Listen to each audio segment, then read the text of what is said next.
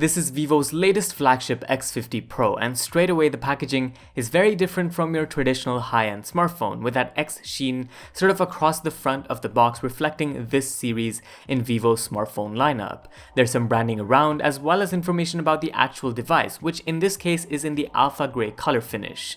Taking off the box, that premium packaging experience continues. You get some photography focused cues, which is the main focus of this smartphone, and we'll get to that in just a bit. Into another layer, you find all of its accessories neatly laid out, and Vivo's done a tremendous job of packaging all of this stuff here for sure. We're gonna move everything to the side and take a look at each accessory one by one. So you get a charging brick supporting up to 33 watts of power and Vivo's Flash Charge 2.0 technology, as well as a housing for replacement ear tips, a Type-C to 3.5mm jack adapter, and a pretty decent pair of 3.5mm jack headphones. But the phone doesn't have a 3.5mm headphone jack, so using the dongle almost becomes a must in this case, and we think that way Vivo can get away with recycling headphones that were meant for smartphones with the 3.5mm headphone jack maybe in the past.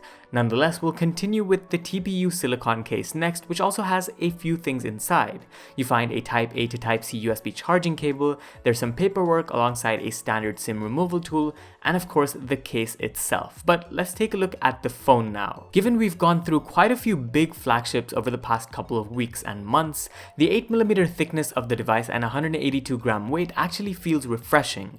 The phone definitely screams premium in the hand, and that alpha grey color finish is definitely something.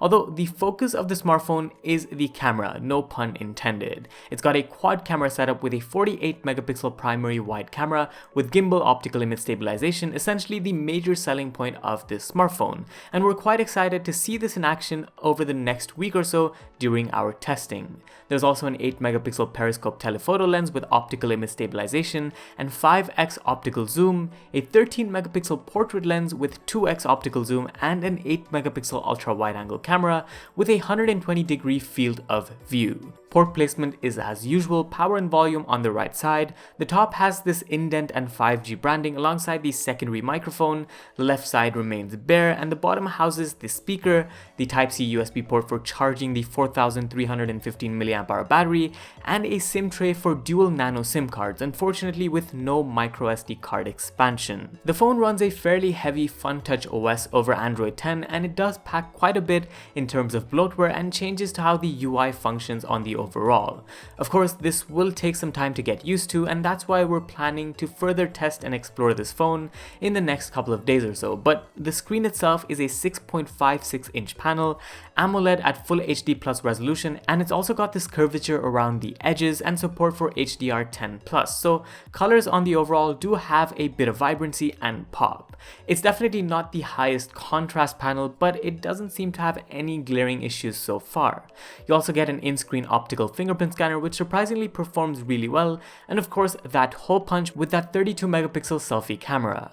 The hole punch is slightly more towards the right than I've seen from other brands, and this could trigger OCD in some people, but it's not really that much of a big deal. Phones with such hole punches have also gotten into trouble for some banding issues on screen near the cutout, usually where the notification shade is, but in the case of the X50 Pro, this is nothing to be worried about, so that's a good sign. The phone's also felt snappy for the time I've had it, and that's because the display can go up to 90Hz, and the processor on board is the Qualcomm Snapdragon 765G processor, with of course support for 5G, which is an octa-core chip clocked at 2.4GHz.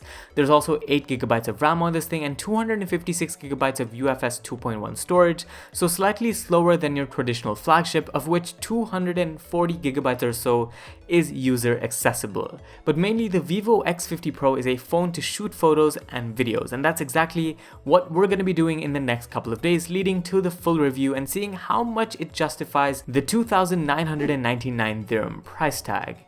If you'd like to see any specific comparisons with other smartphones, leave them down in the comments below.